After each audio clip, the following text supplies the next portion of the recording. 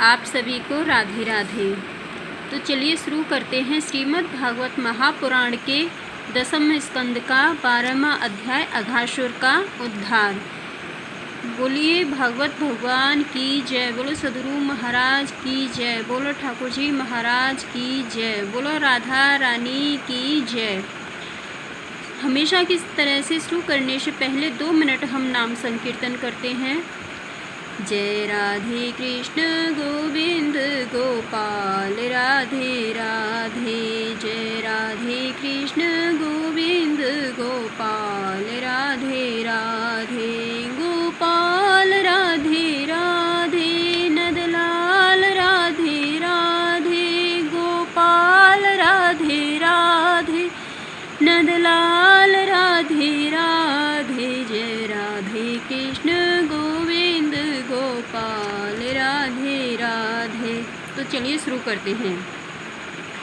श्री सुखदेव जी कहते हैं, परीक्षित, एक दिन नंद नंदन श्याम सुंदर वन में ही कलेवा करने के विचार से बड़े तड़के उठ गए और सिंगी बाजों की मधुर मनोहर ध्वनि से अपने साथी ग्वाल बालों को मन की बात जनाते हुए उन्हें जगाया और बछड़ों को आगे करके वे ब्रजमंडल से निकल पड़े।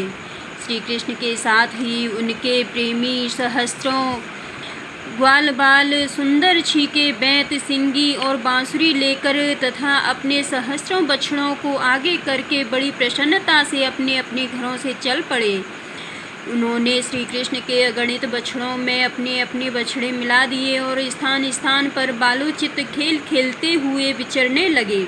यद्यपि सबके सब ग्वाल बाल कांच गुगची मणि और स्वर्ण के गहने पहने हुए थे, फिर भी उन्होंने वृंदावन के लाल पीले हरे फलों से, नई नई कोपलों से, गुच्छों से, रंग बिरंगे फूलों और मोर पंखों से तथा गेरू आदि रंगीन धातुओं से अपने को सजा लिया। कोई किसी का छींका चुरा लेता तो कोई किसी की बैंत या बांसुरी। जब उन वस्तुओं के स्वामी को पता चलता तब उन्हें लेने वाला किसी दूसरे के पास दूर फेंक देता, दूसरा तीसरे के और तीसरा और भी दूर चौथे के पास। फिर वे हंसते हुए उन्हें लौटा देते। यदि श्याम सुंदर श्री कृष्ण वन की शोभा देखने के लिए कुछ आगे बढ़ जाते तो पहले मैं छूऊंगा, पहले मैं छूऊंगा। इस प्रकार आपस में होड़ लगाकर सब के सब उनकी ओर दौड़ पड़ते और उन्हें छू छू कर आनंद मग्न हो जाते। कोई बांसुरी बजा रहा है तो कोई सिंगी ही फूंक रहा है, कोई भौरों के साथ गुनगुना रहे हैं तो बहुत से कोयलों के स्वर में स्वर मिलाकर कुहू कुहू कर रहे हैं।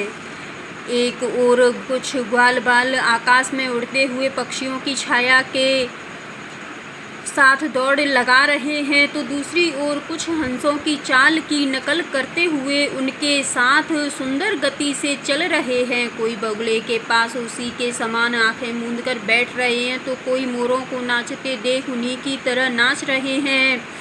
कोई बंदरों की पूंछ उठाकर खींच रहे हैं तो दूसरे उनके साथ इस पेड़ से उस पेड़ पर चढ़ रहे हैं। कोई उनके साथ मुँह बना रहे हैं तो दूसरे उनके साथ एक डाल से दूसरी डाल पर छलांग मार रहे हैं। बहुत से ग्वाल बाल तो नदी के कछार में छपका खेल रहे हैं और दूसरे फुदकते हुए मेंढकों के साथ स्वयं भी फुदक रहे हैं। कोई पानी में अपनी परछाई देखकर उसकी हंसी कर रहे हैं तो दूसरे अपने शब्द की प्रतिध्वनि को ही बुरा भला कह रहे हैं। भगवान श्री कृष्ण ज्ञानी संतों के लिए स्वयं ब्रह्मानंद के मूर्तिमान अनुभव हैं। दास्य भाव से युक्त भक्तों के लिए वे उनके आराध्य देव परम ऐश्वर्यशाली परमेश्वर हैं और माया मोहित विषयांधों के लिए वे केवल एक मनुष्य बालक हैं। उन्हीं भगवान के साथ वे महान पुण्य आत्मा ग्वाल बाल तरह तरह के खेल खेल रहे हैं।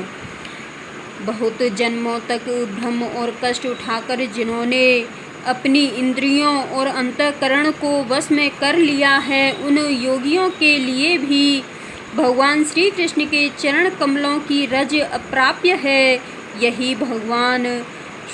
वही भगवान स्वयं जिन ब्रजवासी ग्वाल वालों की आँखों के सामने रहकर सदा खेल खेलते हैं, उनके सौभाग्य की महिमा इससे अधिक क्या कही जाए।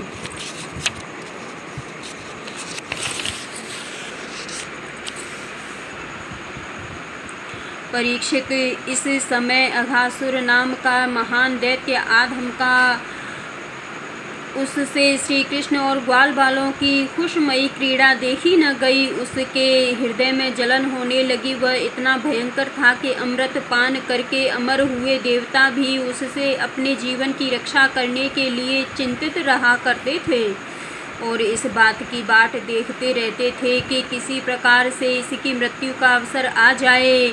अघासुर पूतना और बकासुर का छोटा भाई था तथा कंस का भेजा हुआ था। वह श्री कृष्ण, श्री रामा आदि ग्वाल वालों को देखकर मन ही मन सोचने लगा कि यही मेरे सगे भाई और बहन को मारने वाला है, इसीलिए आज मैं इन ग्वाल वालों के साथ इसे मार डालूंगा। जब ये सब मरकर मेरे उन दोनों भाई बहनों के मृत तर्पण की तिलांजलि बन जाएंगे, तब ब्रजवासी अपने आप मरे जैसे हो जाएंगे। संतान ही प्राणियों के प्राण हैं। जब प्राण ही न रहेंगे तब शरीर कैसे रहेगा। इसकी मृत्यु से ब्रजवासी अपने आप मर जाएंगे। ऐसा निश्चय करके वह दुष्ट दैत्य अजगर का रूप धारण कर मार्ग में लेट गया। उसका वह अजगर शरीर 1 योजन लंबे बड़े पर्वत के समान विशाल एवं मोटा था। वह बहुत ही अद्भुत था। उसकी नीयत सब बालकों को निगल जाने की थी, इसीलिए उसने गुफा के समान अपना बहुत बड़ा मुँह फाड़ रखा था। उसका नीचे का होठ पृथ्वी से और ऊपर का होठ बादलों से लग रहा था।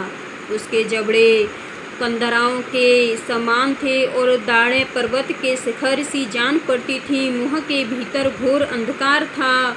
जीभ एक चौड़ी लाल सड़क सी दिखती थी। सांस आंधी के समान थी और आँखें दावानल के समान दहक रही थीं। अघासुर का ऐसा रूप देखकर बालकों ने समझा कि यह भी वृंदावन की कोई शोभा है। वे कौतुकवश खेल ही खेल में उत्प्रेक्षा करने लगे कि यह मानो अजगर का खुला हुआ मुँह है। कोई कहता, मित्रों भला बतलाओ तो यह जो हमारे सामने कोई जीव सा बैठा है, यह हमें निगलने के लिए खुले हुए किसी अजगर के मुँह जैसा नहीं है। दूसरे ने कहा, सचमुच सूर्य की किरणें पड़ने से ये जो बादल लाल लाल हो गए हैं, ये ऐसे मालूम होते हैं मानो ठीक ठीक इसका ऊपरी होठ ही हो और उन्हीं बादलों की परछाई से यह जो नीचे की भूमि कुछ लाल लाल सी दिख रही है, वही इसका नीचे का होठ जान पड़ता है। तीसरे ग्वाल बालक ने कहा, हाँ सच तो है, देखो तो सही, क्या ये दाईं और बाईं ओर की गिरी कंदराएं अजगर के जबड़ों की होड़ नहीं करती, और ये ऊंची ऊंची शिखर पंक्तियाँ तो साफ साफ इसकी दाढ़ें मालूम पड़ती हैं। चौथे ने कहा, अरे भाई, यह लंबी चौड़ी सड़क तो किसी ठीक अजगर की जीव सरीखी मालूम पड़ती है, और इन गिरी श्रृंगों के बीच का अंधकार तो उसके मुँह के भीतरी भाग को भी मात करता है। किसी दूसरे बालक ने कहा, देखो देखो, ऐसा जान पड़ता है कि कहीं इधर जंगल में आग लगी है, इसी से यह गर्म और तीखी हवा आ रही है, परंतु अजगर की सांस के साथ इसका क्या ही मेल बैठ गया है। और उसी आग से जले हुए प्राणियों की दुर्गंध ऐसी जान पड़ती है मानो अजगर के पेट में मरे हुए जीवों के मांस की ही दुर्गंध हो। तब उन्हीं में से एक ने कहा, यदि हम लोग इसके मुंह में घुस जाएं तो क्या यह हमें निगल जाएगा। अजी यह क्या निकलेगा, कहीं ऐसा करने की ठठाई की तो एक क्षण में यह भी बकासुर के समान नष्ट हो जाएगा। हमारा यह कन्हैया इसको छोड़ेगा थोड़े ही। इस प्रकार कहते हुए वे ग्वाल बाल बकासुर को मारने वाले श्री कृष्ण का सुंदर मुख देखते और ताली पीट कर हंसते हुए अघासुर के मुँह में घुस गए। उन अनजान बच्चों की आपस में की हुई भ्रमपूर्ण बातें सुनकर भगवान श्री कृष्ण ने सोचा कि अरे इन्हें तो सच्चा सर्प भी झूठा प्रतीत होता है।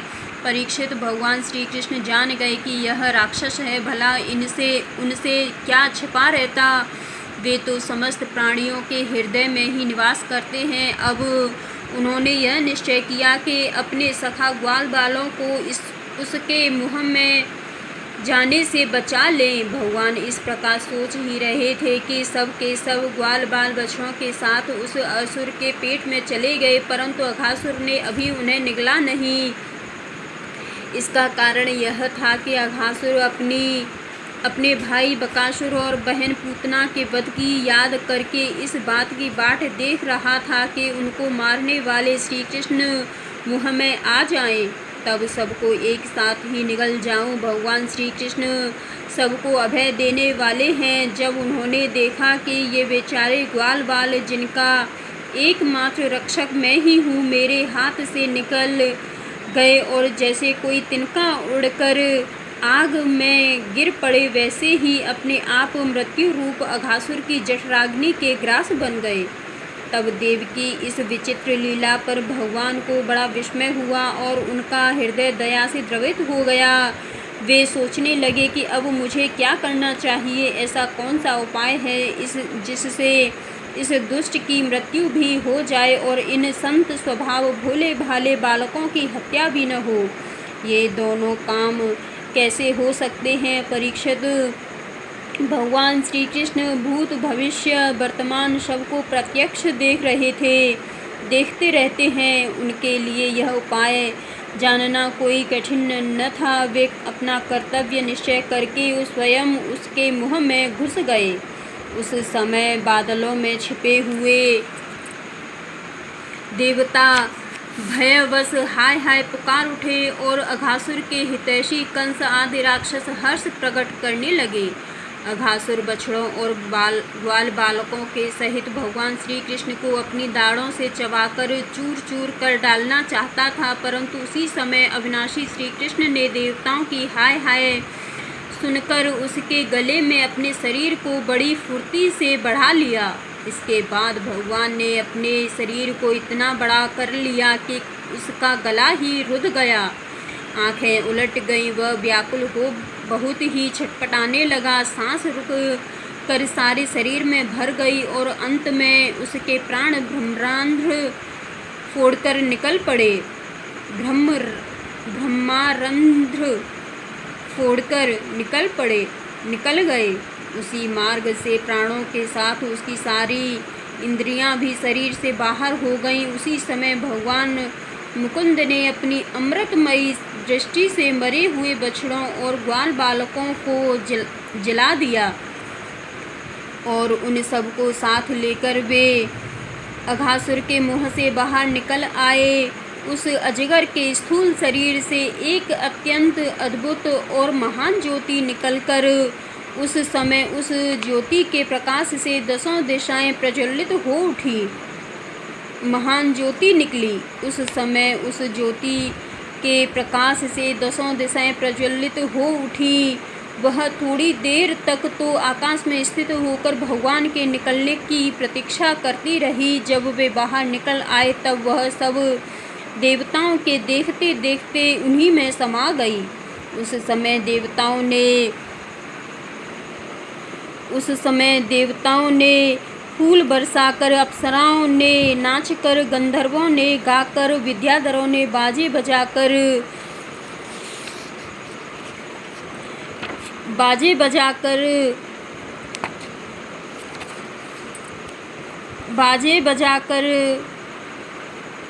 ब्राह्मणों ने स्तुति पाठ कर और पार्षदों ने जय जयकार के नारे लगाकर बड़े आनंद से भगवान श्री कृष्ण का अभिनंदन किया, क्योंकि भगवान श्री कृष्ण ने अघासुर को मारकर उन सब का बहुत बड़ा काम किया था। उन अद्भुत स्तुतियों, सुंदर बाजों, मंगलमय गीतों, जय जयकार और आनंदोत्सवों की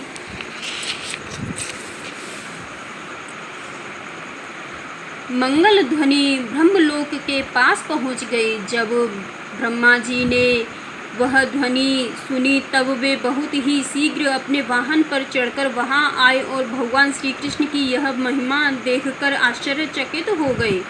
परीक्षित, जब वृंदावन में अजगर का वह चाम सूख गया